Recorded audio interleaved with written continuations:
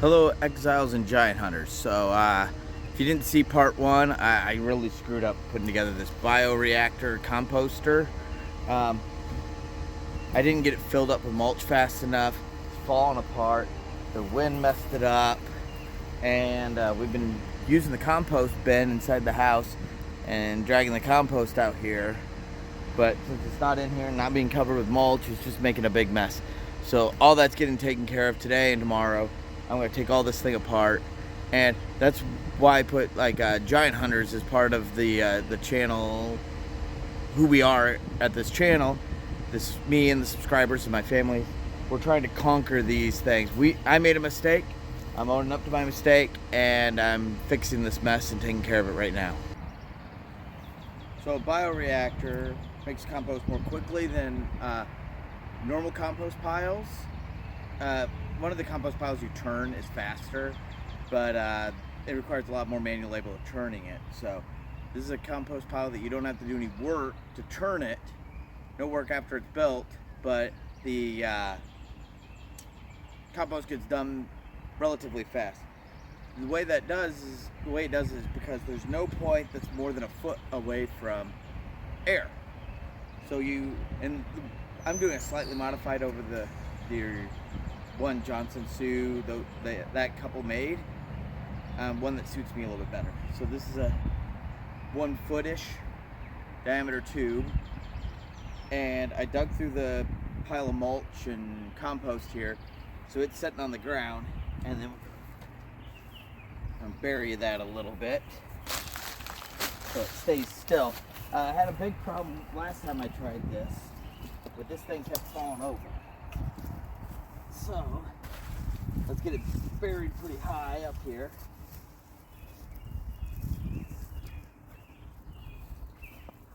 And yeah, there's a lot of McDonald's bags in here. We use them to line the inside of the bucket. We're trying to avoid going to McDonald's and other fast food places, so we did order some brown paper bags. Once we're out of the McDonald's bags we saved, well, we're going to be using plain brown paper bags we bought off of Amazon to line it with. That way we don't have to clean out the bucket as much.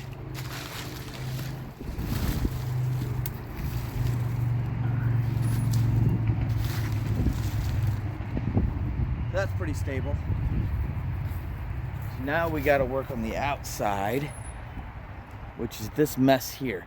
But I have an idea for that. Hold on a second.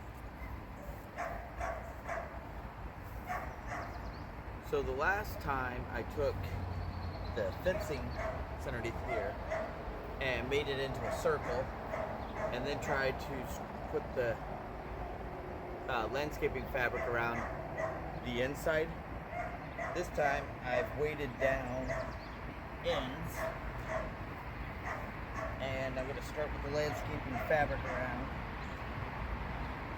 around, and then make it into a circle. I think it'll hold better. I'll be able to zip tie it together better. I don't like using zip ties for this, but I'm not sure a better process. Hole in there.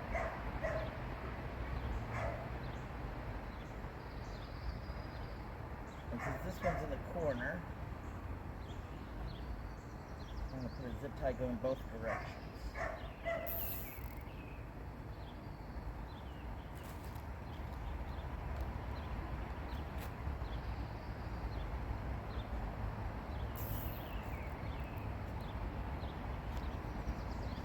Go ahead and keep these off as I go. Now go down to that corner, to the side, go down to that corner, and then work my way to the other end. A lot of people don't like the awl on the Leatherman Surge. I use it all the time. I don't know why they complain about it. If you don't like the awl on here, buy a Leatherman Wave. It's more popular anyway. Okay, so I have it zip tied in here. It's a little floppy in spots, but that's okay. It doesn't need to be perfect because we're going to fill it up full of mulch right now. And then it has a bit of an overhang here. That's on purpose, so when we hook the fence together, this overhang will keep things from falling through the gap. So I'm going to bend these wires around here. when I cut the fence the first time, I left these little wires sticking out as tabs on the end. So instead of cutting it like here, I cut it here.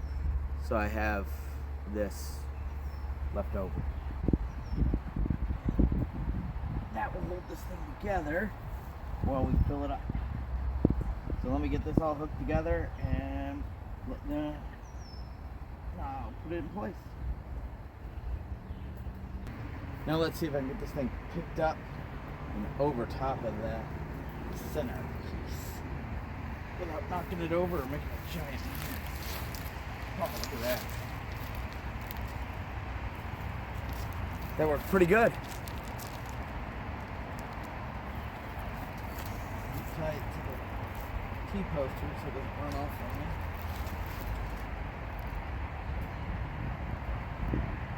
One zip tie will work.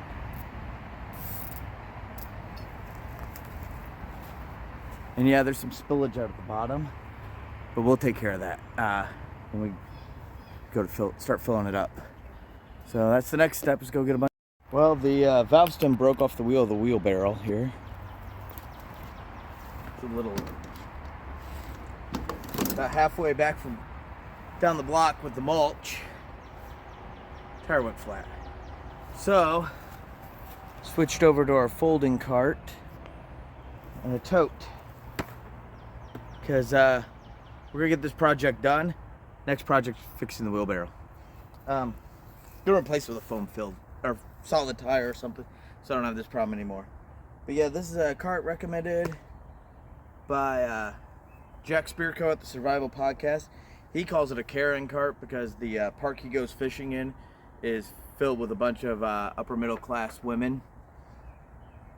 So you know, during the day while their husbands are at work, at the office, they're taking the kids to the park, he's out there fishing when he's done recording his podcast, and every woman out there has one. He walks around with his, and they don't even care that it's filled full of fishing stuff. He just looks like everybody else there. But they're great to have around, great as a backup for the wheelbarrow, great for camping, going to the park, just moving stuff around. Everybody should have one of these. I'll put a link to this one. Like I said, Jack Spirko recommended it. I really like it, so that's why I'm using it too, and I'd recommend you use it. Yeah, hold on. It's a foldable wagon by MAC. That's all it's got for labeling. So I got this thing completely filled to the top. Have the sprinkler going here on a really low setting. I did a video on how we set up the sprinklers with these quick releases and shutoff valves. If you want to know how we did that, I'll put a link there. But anyway, and then I'm gonna leave this run for 15 minutes, then move it over like a foot, let it run for 15 minutes, and try to get as much of this saturated over the next couple days and get it started, because if it's wet it'll break down faster. I wish I had a way of adding some more nitrogen to it so it'll decompose faster, but we'll deal with it the way it is.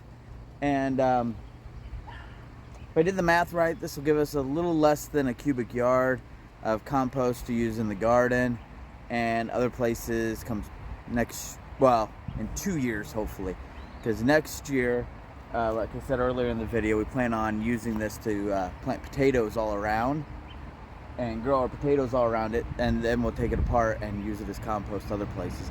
That way we don't have to dig potatoes. So need to finish this video up so I can go get started on the other video, and I'll get back to work on my garden, getting the garden put in. If you like this kind of thing, I encourage you to subscribe. I'm all about building stuff like this and homesteading and stuff that is cheap, pretty simple, easy to do, and makes your life better. That way you can spend more time with your family and friends and more time doing what your mission is. My mission is to help people learn to be able to provide for themselves, and also to help them growing more spiritually deep with God, even though I'm still learning how to do that myself. I'm always going to be working on how to grow my relationship with God. I'm just trying to help you along my journey. So I encourage you, if you like this kind of stuff, to subscribe. If not, remember the video's free, so you got what you paid for. With that said, remember, we, his people, will start rebuilding.